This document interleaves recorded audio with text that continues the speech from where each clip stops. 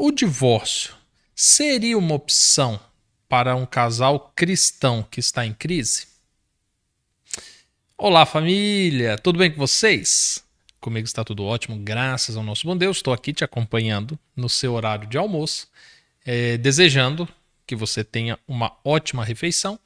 E hoje nós vamos falar de um assunto crítico. Um casal cristão, o divórcio seria uma opção?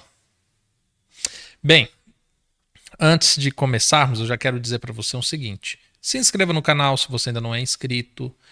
Se você puder se tornar membro, se torne membro também.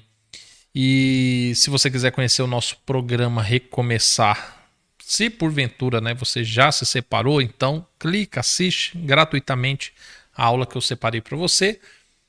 Se porventura você está junto, se você está casado, mas o seu casamento está em crise, quiser bater um papo comigo, uma sessão, o casal, não é terapia, tá? Só uma sessão, um bate-papo realmente. Agenda também, o link do acesso ao WhatsApp do Manual do Casamento está aqui na descrição desse vídeo. Eu espero poder te ajudar de alguma forma, tá bom? Agora, vamos responder essa pergunta. O divórcio seria uma opção para um casal cristão? Eu tenho algumas razões para dizer para você que não. Então, eu ia já dizer as mais óbvias, mas as óbvias eu vou deixar para o final. Eu vou explicar para você por que não seria uma opção. Primeiro, antes de eu enumerar as razões pelas quais o divórcio não seria uma opção, eu já quero deixar bem claro para você que eu não considero o divórcio, a separação, como uma opção para um casal cristão, independente da circunstância que o casal esteja vivendo. Independente, tá bom? Ah, Diego, mas houve adultério. Ah, Diego, mas tem intervenção na família. Ah, Diego, mas tem violência. Ah, Diego, mas é um casamento tóxico. Independente, não recomendo. E agora eu vou explicar para você o porquê que a separação e o divórcio não é uma opção. Primeira razão. Vamos falar um pouquinho de aspectos neurológicos e psicológicos do ser humano. A nossa mente funciona da seguinte forma: diante de todo problema que nós temos, ela naturalmente considera caminhos para a resolução de problemas e ela sempre procura caminhos que sejam dinamicamente mais fáceis e mais rápido. A mente do ser humano funciona dessa forma. Diante de um problema, eu sempre vou procurar resolver aquele problema da maneira mais rápida e mais fácil. Segunda situação.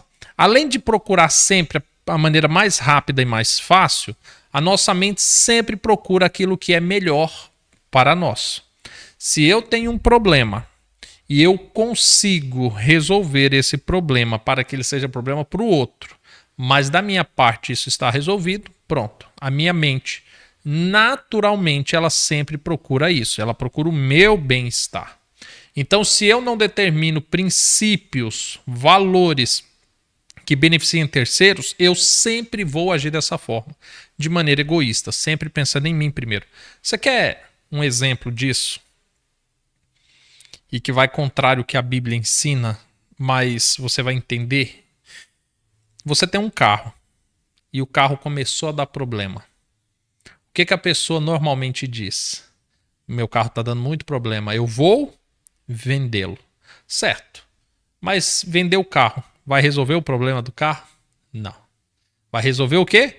Os seus problemas. Porque agora ele vai ser problema de outro.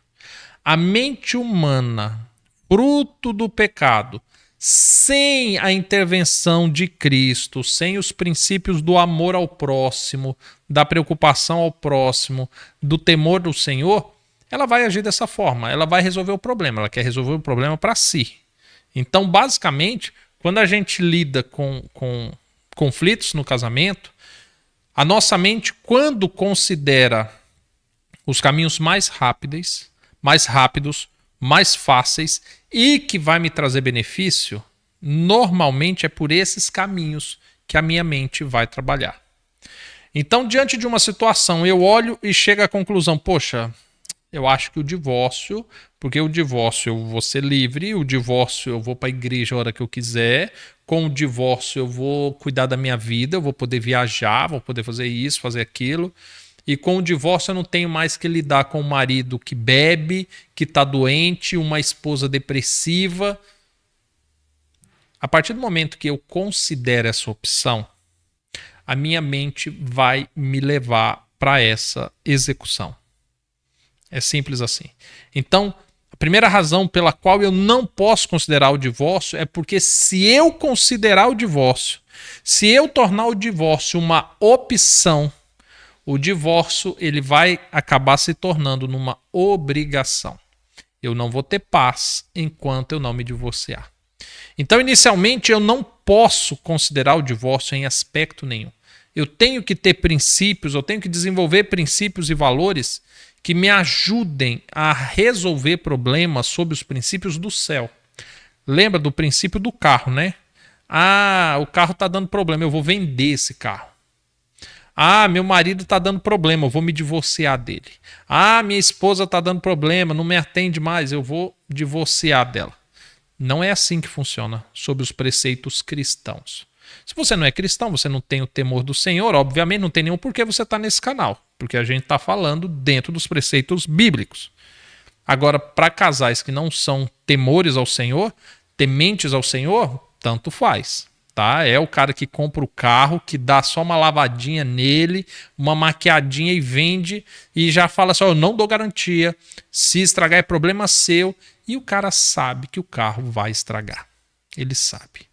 Entendeu? Então, se você faz isso com casamento, eu larguei minha esposa porque ela briga demais. Eu larguei meu marido porque, nossa, bebe demais. Porque Deus vai me dar outro. Aí a gente vende o carro todo problemático. Aí a gente vai, né? Na garagem, olha, eu quero comprar um carro, eu quero com procedência, eu quero uma revisão, eu quero garantia, sabe? E se você me vender um carro, você é mau caráter. Aí a gente entra no segundo casamento assim, né? Pedindo para Deus, Senhor, agora o Senhor manda uma bênção para mim. Agora o Senhor manda, o maridão, melhor do que o primeiro. É assim que funciona a justiça de Deus? Não, né? Definitivamente não. Então tá bom. Então entenda. Primeira razão por que eu não devo considerar o divórcio. Porque se na minha mente eu considerar o divórcio, eu vou obrigatoriamente executar um divórcio. Então, não posso fazer isso, em hipótese nenhuma. Segundo motivo, por que eu não posso considerar um divórcio. Lembra que você é cristão, correto? Perfeito. Deixa eu te perguntar uma coisa. Na equação dos problemas, dos conflitos que você está vivendo no seu casamento, onde é que entra Cristo nisso daí? Cristo está onde? Sim, porque você é cristão, correto? O cristão ele tem o dever de anunciar a Cristo, correto? O cristão anuncia a Cristo por meio da sua própria vida, correto? Perfeito. Seu casamento, onde é que está Cristo nessa história?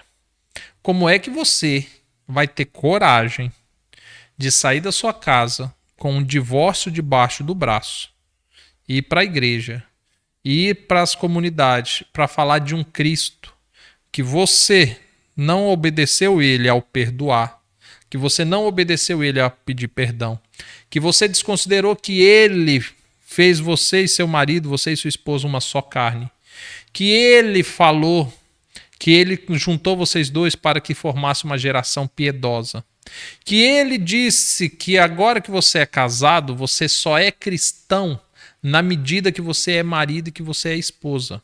Sim, porque a Bíblia deixa bem claro que a mulher ela vai ser esposa na medida que ela é serva de Deus. Então ela vai ser submissa ao marido, assim como ela é submissa a Deus.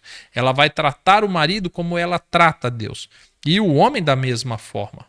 Paulo, em um outro determinado momento, ele até diz que se o homem não governa a sua própria casa, que ele não ouse querer fazer nada na obra do Senhor. Que ele não lidere, que ele não governe, que ele feche a boca. Porque que com a própria vida ele não consegue desempenhar nada para o Senhor, poxa, que Cristo é esse? E aí eu estou usando esse parâmetro realmente para que você avalie, porque talvez você pense, não, Diego, mas eu fui vítima. Meu marido, minha esposa me abandonou e me largou. Tudo bem, que comunhão é essa que você tem com Cristo? que você não conseguiu a intervenção dele, que você não percebeu o que estava vendo. Agora tudo bem. Se você admitir que você estava no pecado, que você estava nas trevas e que só agora você está buscando ao Senhor, ok. Mas você já sendo cristão, você já conhecendo a Cristo, você considerar um divórcio como uma opção, como uma normalidade, você simplesmente aceitar isso, como cristão eu falo para você, fala mais nada não, fica quietinho, sabe? Para de pousar de santo, de santa, de vítima, porque isso é feio. Porque se você está na condição de cristão, não adianta você usar palavras, você tem que apresentar frutos. Se você é um cristão que nem a esposa quis ficar perto, se nem o marido quis ficar perto, não me venha falar do seu Cristo, porque os seus frutos estão totalmente incompatíveis com aquilo que a Bíblia fala. Então, se você é cristão, você tem que entender que o divórcio é um fruto terrível na sua vida. Então você não vai admitir isso pelo temor do Senhor. Agora eu volto a destacar, linkar isso com o primeiro assunto. Se você não tem o temor do Senhor, se você está preocupado com o seu bem-estar, com a sua própria vida, aí realmente, aí é inevitável que você considere, que você diga, mas Deus é amor, Ele vai me perdoar, não dá nada não, Diego, porque Deus quer a minha felicidade. E aí, realmente, você vai seguir o seu próprio umbigo, as suas próprias vontades, você vai se divorciar e ainda vai, no papel de cristão, ficar condenando seu marido, falando mal daquele que é uma só carne com você. É interessante porque a Bíblia fala disso, né? Paulo cita isso para o homem. Como é que alguém fala mal contra o próprio corpo? Quem que deseja o mal para o próprio corpo? Aí você se divorcia como cristão, como cristã, aí sai falando mal do próprio corpo. Olha só como é incoerente. Essa é a segunda razão pela qual eu garanto para você, não considere o divórcio como uma opção. Terceira, hoje, quando você pondera o divórcio, é porque você está enfrentando um problema muito grave no seu casamento. Só que presta atenção, a constituição de um problema, ela se dá com elementos internos, meus, e externo, que vem dos outros ou vem de circunstância. Essa é a receita de um problema. Não existe problema que não tenha elemento externo e elemento interno. Não existe. Todos os problemas é a mesma receita. Só que o que acontece? Quando você larga o seu marido, quando você se divorcia da sua esposa, porque você está vivendo um problema, você não está resolvendo o problema. O problema é que venceu. Entende? O problema venceu, o problema está ali. Toda vez que você olhar para o problema, você vai lembrar que você fracassou. Todas as vezes que você olhar para o seu marido, para sua esposa ou para qualquer casal, você vai lembrar que você fracassou. E aquele problema que estava desse tamanho, com o tempo ele vai aumentar. Ele vai se dilatando. O seu sentimento de culpa, de incompetência só vai aumentar. Então, às vezes, você pensa assim, cara, eu vou me separar porque eu resolvo o problema externo. Sim, mas continua o problema interno. O problema interno continua. Você sempre vai saber que você não conseguiu perdoar, que você não conseguiu ser uma boa esposa, que você não conseguiu ser um bom marido. Você sempre vai viver com isso. Você sempre vai viver sabendo que os seus filhos tiveram a vida destruída porque perderam a base familiar. Aí você vai ver um filho se tornar homossexual, você vai ver um filho se tornar um delinquente. E eu digo isso não é mero achismo ou crenças religiosas, não é nada disso. Mas eu tenho estudos que eu já divulguei aqui no canal há uns 6 anos atrás, que eu fiz uma pesquisa com mais de 1.000 casais que se separaram, o que aconteceram com os filhos. E mais de 98% ou se tornaram homoafetivos, e eu não vou falar homossexuais, eu vou falar homoafetivos justamente porque trouxe essa questão da falta de estrutura familiar afetiva e aí a homoafetividade levou à homossexualidade.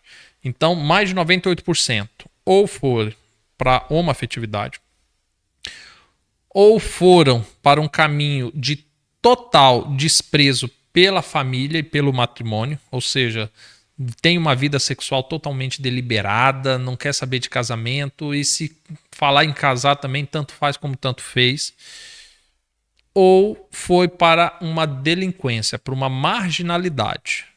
Bebida alcoólica, drogas, sonegação de imposto, se torna um mau caráter, literalmente. Então, conversando com pais, mais de 1.000 pais separados, mais de 98% dos seus filhos se encaixaram nesse número. Então, quando você opta, quando você considera o divórcio como uma resolução de um problema, na verdade você só está agravando o problema. Não é assim que resolve. Diego, aconteceu algo terrível com meu marido, com a minha esposa, e eu não consigo perdoar. Mas você já entendeu onde está o problema? Está no perdão. Então não considere a separação, considere trabalhar o perdão. Vá buscar terapia, vá se consagrar com Deus, ore mais, mas busque o perdão. Ah, Diego, a gente não consegue se comunicar, eu estou cansado. Ótimo, você está cansado? Então vai trabalhar a sua resistência. Vai aprender mais sobre comunicação, vai aprender mais sobre temperamentos, vai aprender mais como se conectar com o seu marido, com a sua esposa. Mas se separar não vai resolver o problema, só vai agravar mais o problema. E por essas razões e tantas outras que eu ainda poderia citar, biblicamente, leia 1 Coríntios 7, verso 10, Paulo deixa bem claro: mando não eu, mas o Senhor, que a mulher e o marido não se separem. É uma ordem de Deus. Você vai para Malaquias 2, Deus fala: eu detesto o divórcio. Quando você vai para Cristo, lá em Mateus 19, quando ele fala assim, olha, a separação ela ocorre por causa da dureza do coração do homem, e homens de coração duro não herdam o reino dos céus. E aí eu poderia citar tantos mais, né? Poderia citar que, olha a sociedade, o jeito que está. Olha a credibilidade que tem na sociedade você fazer um negócio com uma pessoa que já se divorciou.